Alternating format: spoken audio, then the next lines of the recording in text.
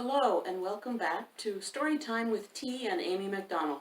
I'm Amy and this, as you can see, is our tea. You might notice there's something slightly different today. I've decided to do a very special tea called a cream tea. What's different about it is that it comes with these things which are called scones. I don't know if you can see them.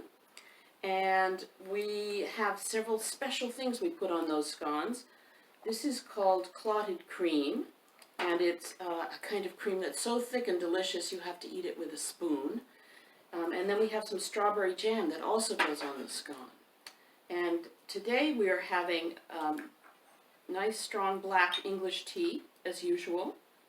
Only this time, instead of putting milk in, I'm going to use a lemon. That's our tea, and it's special because there are a couple of things about it that are special. When I drink my tea, I'm going to drink it like this because I'm going to pretend that I'm having tea with the Queen, and I think that's how she drinks her tea. The other special thing about it is that it's connected to the book I'm going to be reading to you today, Quentin Fenton Herter III. So, before we start, however, as you know, you need to get comfortable. You need to find yourself a couch to snuggle down on, or a lap to sit in, perhaps. And you need to bring a friend. I'm going to put this down for a second. You need to bring a friend to hold while we read. My friend today that I'm bringing is this wonderful creature. He's a duck, and he shows up in one of my other books, which is Little Beaver and the Echo, which we'll read eventually. He's going to be with me today. And while I'm on the subject of friends, do you remember this friend? This lovely, soft cow who still doesn't have a name. We're looking for a name for her, and I've had a few great suggestions, but I'm going to make it easy for you by putting my email at the end of this film. So if you have ideas on what to call her, you can write me, and then we'll choose a name. So we have our fire and our friends, and we're sitting comfortably, and we have our very special tea. So I'm going to take a pause and drink some of this tea and make myself a scone while you get yourself comfortable.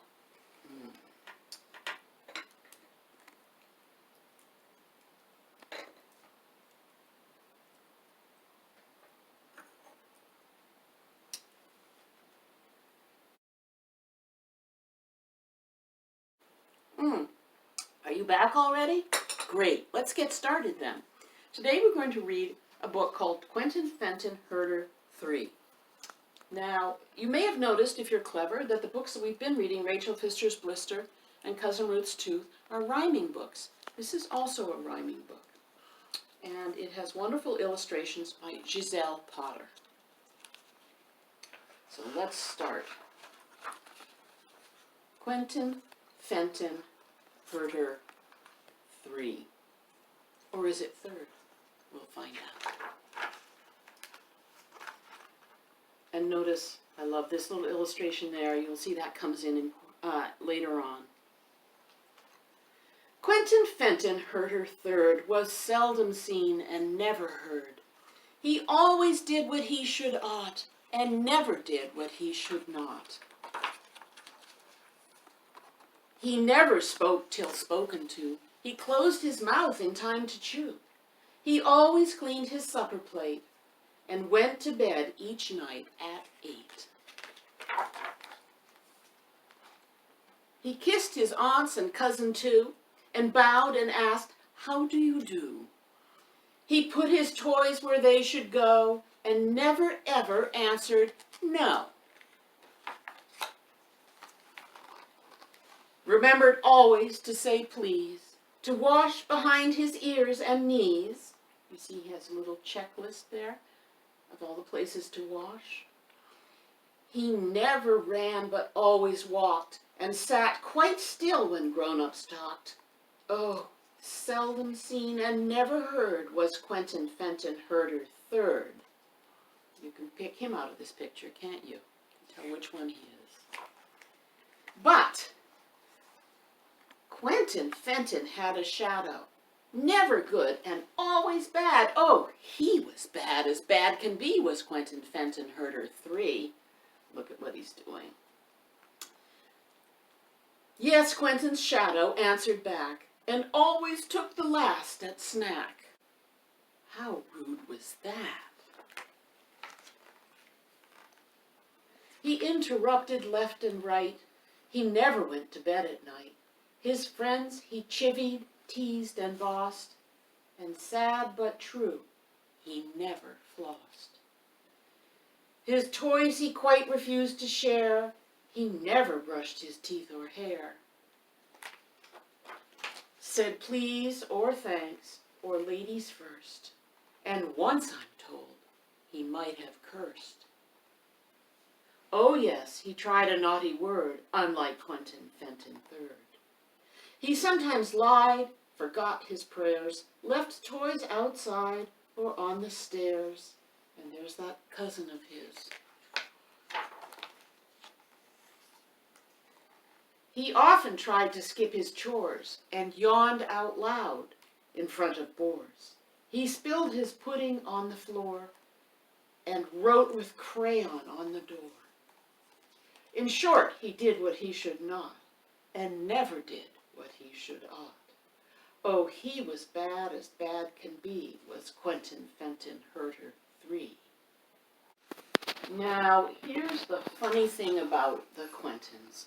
You will laugh, no doubt. They loathed each other cordially, did Quentin III and Quentin III. Look at Quentin III's side of the room, how messy it is and how tidy Quentin III is. But what Quentin III would not admit, he wanted to be bad a bit, to throw a tiny little fit, to drive his mother mad. Admit, you've often, you two, thought of it. Here he is picturing himself throwing the cookies at his bratty cousin. Whoever thought he could be naughty? No, not Quentin, not him, not he. And what Quentin III would not admit, he longed to do some good, a bit, a tiny tad, enough to show he wasn't always bad, you know. And here he is thinking about sharing a cookie. Whoever thought he could be good? He really should, but would he? Could he? Then, Quentin went to tea one day. Tea, remember that? With Cousin Bee and Great Aunt May. He crooked his pinky as he drank. Oh, he's trying so hard to be good. Said, yes, ma'am, no, ma'am, please, and thank you. Meanwhile, look what Shadow Quentin III is doing. He's so naughty. Till among the sticky buns, the doilies, dust, and aged ones, surrounded by Aunt Eloise, the crumpets, scones, 3 kinds of teas, he felt an urgent need to sneeze. A first premonitory sniff. Oh, where was his pocket handkerchief? His aunties eyed him stern and rapt, and something inside Quentin snapped. He stood up straight and opened wide. His aunts were frankly horrified, and Shadow, Quentin Herter III, cried, not right here, oh, not in the tea. But to him Quentin III replied, a naughty word I can't confide. He breathed in deep, oh my, egad, and sneezed with all the sneeze he had. Wow, that was quite a sneeze, wasn't it? Look, he blew Shadow right off the page. He's knocked over his aunts and, oh, the cake and the tea. The scene was like an atom blast. The ladies stood like you, aghast amid remains of their repast. Of Quentin III, it's safe to say he was both seen and heard that day. And strange but true, when in disgrace they sent him home, who took his place? But Shadow. Strange but true, you see, for he behaved quite perfectly. Here he is pouring tea for his cousin. And from that day they made amends, and Quentin III and III were friends. Inseparable were Quent and Shab. But were they good or were they bad? Here you see they're heading right for their cousin in a big mud puddle. The answer is, as you might guess, a loud, resounding, heartfelt yes. Yes, they were bad as good can be. Both Quentin III and Quentin III. They all are having a bit of fun getting muddy. So that's the story of the Quentins, III and III, who were, like most people, a little bit bad and a little bit good. Well, that's it for today. Join us next time when we'll read another picture book, and I am going to finish my tea. We'll see you then.